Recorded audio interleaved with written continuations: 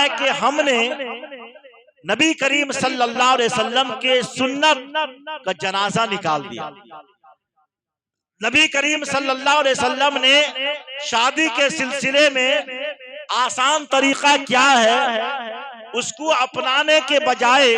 ہم نے آج ہندوؤں کے، غیروں کے، راجپوتوں کے، بڑے بڑے لوگوں کے تقریب شادی کو دیکھ کر ہم نے آج جو ہے اپنے قوم کے تقریب شادی کو اتنا بھاری اور مشکل کر دیا ہے.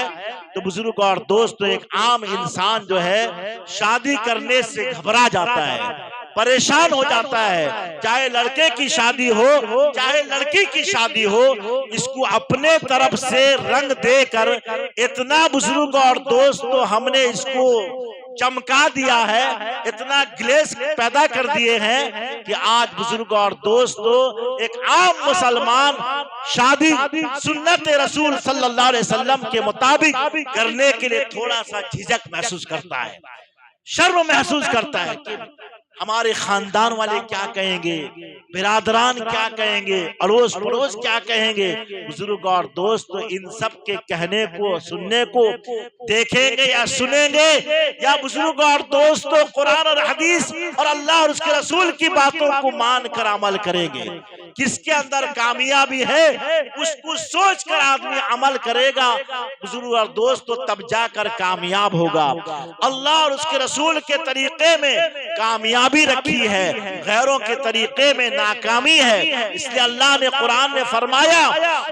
وَمَن يَبْتَغِ غَيْرَ الْإِسْلَامِ دِينًا فَلَن يُقْبَلَ مِنْهُ وَهُوَ فِي الْآخِرَةِ مِنَ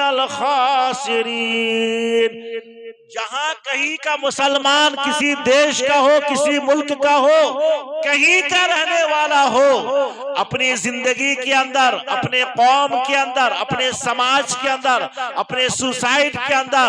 اگر اسلام کے طریقے کے مطابق، غیروں کے طریقے کے مطابق اگر عمل کرے گا، اسلام کے طریقے کو چھوڑ کر منمانے طریقے کے مطابق اگر اپنے پروگرام کو اپنائے گا، بزرگ اور دوستو اللہ فرماتے فَلَن يُقْبَلَ مِنْهُ، اس کا وہ کیا ہوا عمل اللہ کے دربار میں قابل قبول ہرگز ہرگز نہیں ہونے والا ہے اور نہ ہوگا. برادری میں، رشتہ دار میں، سماج میں سب تھوڑی دیر کے لیے واہ واہ کر دیں گے، تعریف توصیف کر دیں گے بزرگ اور دوستو، لیکن ہمارا خالق، ہمارا پالنہار، ہمارا مالک رب العالمین، مالک ارض سما بزرگ اور دوستو ہم سے ناراض ہو جائے گا. تو بزرگ اور دوستو ہمارا پھر کیا بنے گا، نتیجہ کیا برآمد ہوگا، ریزلٹ کیا نکلے گا. اللہ نے ہمیں اور آپ کو، ہر انسان کو عقل سلیم دیا ہے، سوچنے، غور کرنے، فکر کرنے، سمجھنے،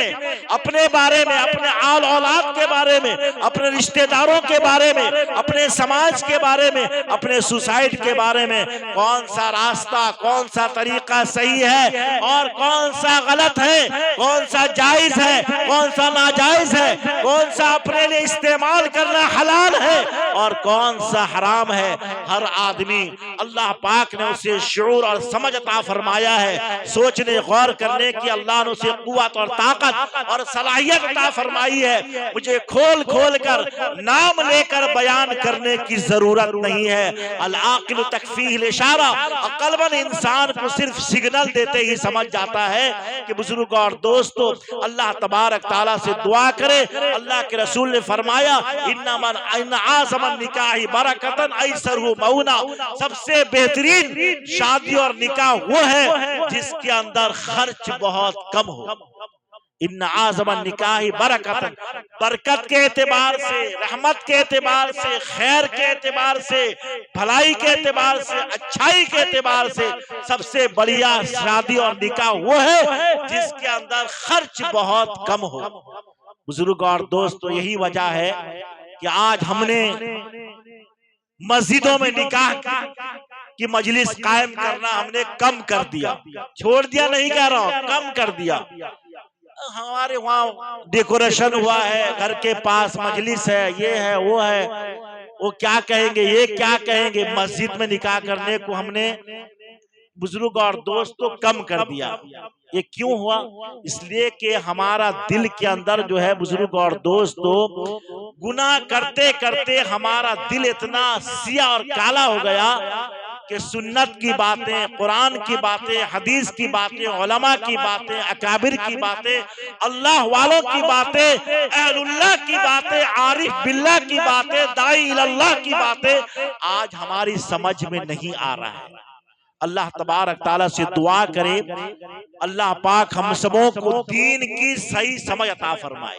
ہم دین پر عمل کر رہے ہیں لیکن صحیح طریقے پر عمل نہ کرنے کی وجہ سے آج ہمیں ناکامی کے ایام دیکھنے پڑ رہے ہیں۔ اللہ ہماری اور پوری امت مسلمہ کی حفاظت فرمائے اور دین کی صحیح فکر عطا فرمائے، دین کی صحیح سمجھ عطا فرمائے اور قرآن اور حدیث کے تقاضے پر ہم سبوں کو عمل کرنے کی توفیق عطا فرمائے۔ اللہ پاک آج کے جلسے کو قبول فرمائے، جلسہ کرنے والوں کو قبول فرمائے۔ خاص طور پر جو تقریب شادی کے موقع پر صاحب خانہ مرحوم عظیم الدین صاحب کے بچوں نے، اولادوں نے، ان کے رشتہ داروں نے جلسہ منایا ہے، اللہ مرحوم کی مغفرت فرمائے، ان کے خاندان کے تمام مرحومین کی مغفرت فرمائے اور ہمارے دادا مرحوم کمال مرحوم کی مغفرت فرمائے اور اس محلے کے جتنے مرحومین ہیں سب کا نام نہیں جانتا، اللہ محلہ محی الدین پور اور کسمبی اطراف جہاں جہاں سے رشتہ دار آئے ہیں اللہ پاک سب کے مرحومین کی مغفرت فرمائے، ان کے درجات کو بلند فرمائے، ان سب کو جنت الفردوس میں اعلی مقام عطا فرمائے اور ان گھر والوں کو اللہ صبر جمیل کی توفیق عطا فرمائے اور اس تقریب شادی کو اللہ تبارک تعالی آسانی کے ساتھ، حسن خوبی کے ساتھ پائے تکمیل تک پہنچائے۔ شادی کے تمام کاموں میں اللہ آسانی اور سہولت عطا فرمائے اور اللہ پاک سے دعا ہے کہ اللہ موسم کو بھی خوشگوار بنائے رکھے۔ یہیں سے اپنی بات کو ختم کرتا ہوں۔ اللہ تبارک تعالیٰ سے دعا کرے جتنی باتیں کہی گئی سنی کہ اللہ پاک مجھے بھی اور آپ لوگوں کو اور پوری امت مسلمہ کو قرآن اور حدیث کی باتیں، اللہ اور اس کے رسول کی باتیں سننے سمجھنے یاد رکھنے سے زیادہ اللہ پاک ہم سبوں کو اپنی زندگی کے اندر اتارنے، عمل کرنے، لانے اور اس کے مطابق چلنے کی اللہ توفیق عطا فرمائے۔ ہم تو علماء کرام سے خطابات، بیانات، تقریر سنتے رہتے ہیں لیکن دوستو سننا کمال نہیں، سمجھنا کمال نہیں، یاد رکھنا کمال نہیں، کسی کی اچھی بیان اور تقریر پر تھوڑی دیر کے لیے واہ واہ کر دینا یہ کوئی کمالیت کی دلیل نہیں، بلکہ اخلاص کے ساتھ، محبت کے ساتھ، عظمت کے ساتھ قرآن اور حدیث کی باتوں کو علماء کرام سے سماعت فرمائے اور عمل کرنے کی نیت سے سماعت فرمائے۔ اگر عمل کرنے کی نیت سے ہم اور آپ اللہ اور اس کے رسول کی باتوں کو سنیں گے تو اللہ پاک کی جانب سے عمل کی توفیق مل جائے گی، پھر عملی میدان میں کھڑے ہو جائیں گے، اس لیے کہ عمل اصل چیز ہے۔ عمل سے زندگی بنتی ہے جنت بھی جہنم بھی، عمل سے زندگی بنتی ہے جنت بھی جہنم بھی، یہ خاکی اپنی فطرت میں نہ نوری ہے نہ ناری ہے، وما علینا الا البلاغ۔ آئیے ابھی آپ کے سامنے